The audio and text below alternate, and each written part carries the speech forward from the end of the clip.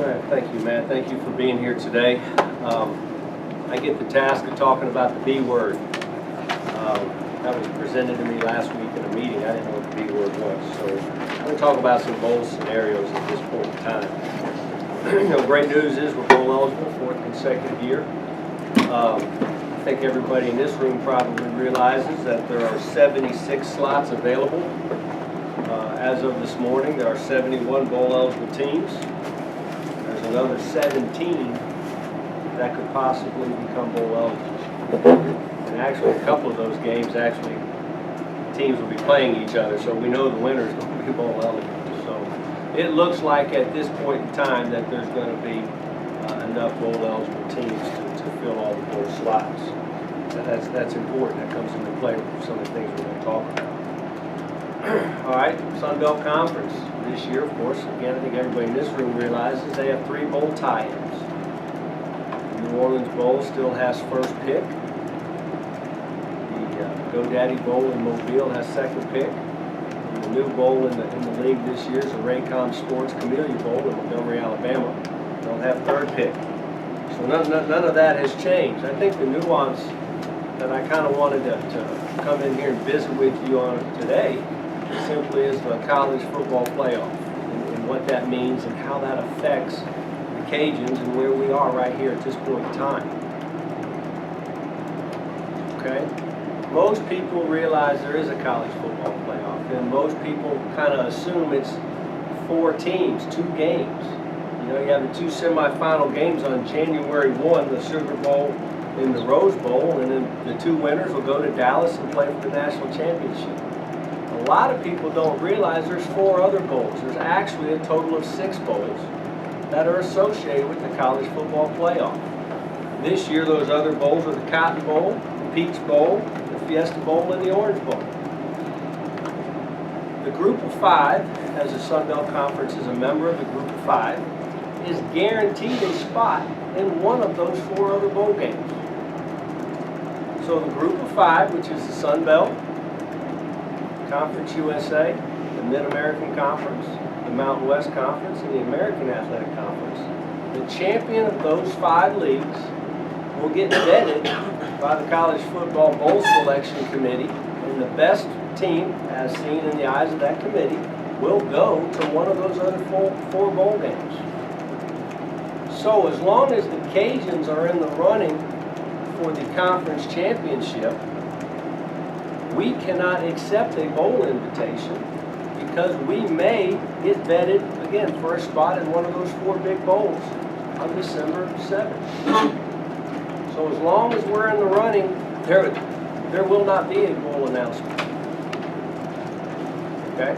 All that being said, we're here. We know we hear our fans, and we want to service our fans as best as we possibly can. So beginning today at noon, we will have bowl order forms for people to purchase their tickets, to order their tickets, I should say, to the New Orleans Bowl to be held on December 20th.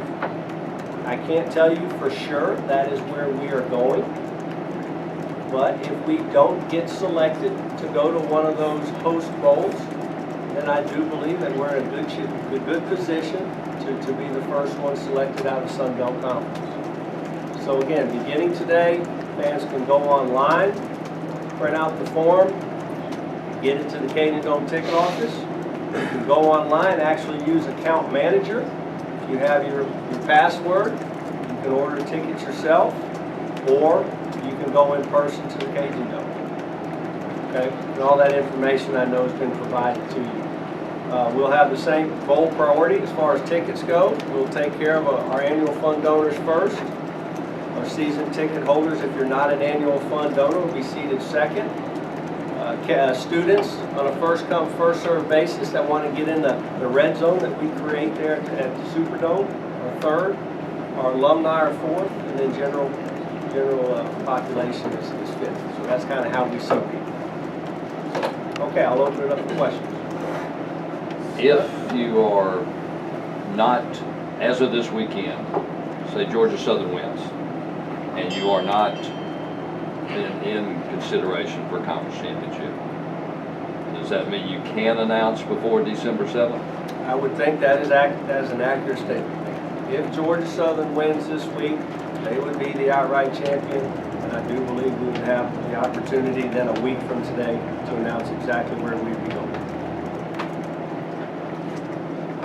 Even though they might not be bowl eligible under, I know theirs is a different situation. You are right. The conference, just in that scenario, the conference would not have a representative being vetted for consideration. Correct.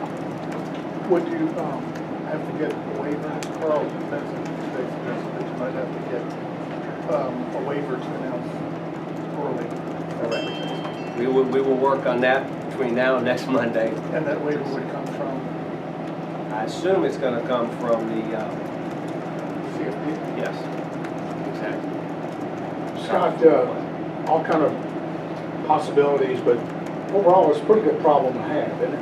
I think it's a great problem to have. You know, for us to be sitting here with potentially going to the Peach Bowl, or the Cotton Bowl, or the Orange Bowl, or the Fiesta Bowl, and also, of course, 3 bowl games from the conference, the New Orleans Bowl, and GoDaddy and Camellia. And I think that's a great problem to be sitting here. And who would have thought that 4 years ago that we'd be getting this right now? Carl also suggested that if a waiver was granted and that's not going to come Sunday, might it be Sunday if all those things are falling in place as opposed to Monday? I would guess that is possible, Tim. I haven't been that hard at that yet. But we would all know on Saturday night, obviously. So, yeah, I assume we probably could do that on Saturday. Anything else? Okay? If, One more? down the line again, if you are the New Orleans Bowl representative, I mean, was there any trepidation about going, or would there be a trepidation about going back to the same spot for the 4th consecutive year? You know, absolutely not. And I'm glad you brought that up, Dan, because I want to say a couple of things that I meant to say earlier. You know, 4 years ago, when we stood in front of this body and we announced that we were going to our first bowl game in 4 years, we talked to our fans about helping establish a bowl tradition.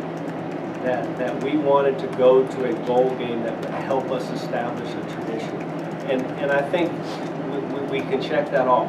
I think we did that. I think the last 3 New Orleans Bowls and 3 consecutive attendance records at the bowl games, I think did open the eyes of a lot of bowls around the country. And the one thing it has done, it's opened New Orleans' eyes also. You know, they have first pick. And I can tell you, they called us awfully early. Wanting us. They're not worried about it being 4 in a row. And to be honest with you, the other thing that we said 4 years ago is we want to go to a place where our fans can go and share the great year we've had. You know, and it's a celebration. And I think because it's 2 hours away and the majority of our fans like to go to New Orleans, I think it's a perfect thing for us. Probably don't want to get into specifics on opponent preferences, but what would be the thought on the favorable or not favorable in terms of a rematch opponent of something you've already played in the bowl? I really haven't studied it that much, to be honest with you. It's been worried so much about us. I haven't studied the other side. Obviously, the New Orleans Bowl is tied to the Mountain West Conference. There's a member in there that's bowl eligible that we played this year. Another one that we played in the New Orleans Bowl a couple of years ago. You know, right now, I'll take any of them. Right now, I just want to be able to say in front of you next time I get here that we have a bowl offer and that we've accepted, and we'll start worrying about the opponents. Thank you.